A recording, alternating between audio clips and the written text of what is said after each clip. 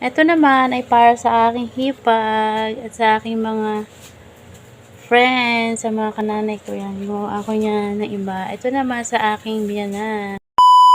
Gumawa nga ako ulit ng panibagong mga calendar kasi yung tito ko ay nahingi sa akin kaya ginawa ko siya ng panibago. Ginawa ko na nga rin ng mama ko kasi nga nagtatampo sa akin, hindi ko daw siya ginagawa ng calendar. Madali lang naman siyang gawin. Inayos ko muna nga yung printer namin kasi medyo malabo yung ink niyan, lumalabas.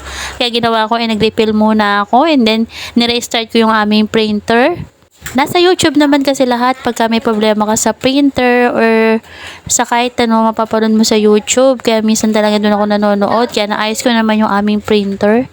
Ginawa ko nga rin yung tito ko kasi nga nakita niya nga na may calendar ako. Sabi ko sa kanya gagawa ko siya. Sabi ko nga sa tito ko, DIY ko lang yan. Pero sabi niya sa akin, parang totoong calendar nga daw yung pagkakagawa ko. Hinayos ko muna nga yung iba. Bumili nga ako ng photo paper para mas maganda ka akong tingnan pagka photo paper. Kasi yung unang ginamit ko dyan ay typewriting. Maganda naman talagang tingnan pag photo paper talaga yung ginamit mo. Kasi yung kulay niya ay umaangat talaga yung kulay. Nagprint na nga rin ako ng mababasahin ng pamangking ko. Tinanong ko nga yung hipag ko kung pwede kong i-print para madala ko na kako niya pag uwi namin.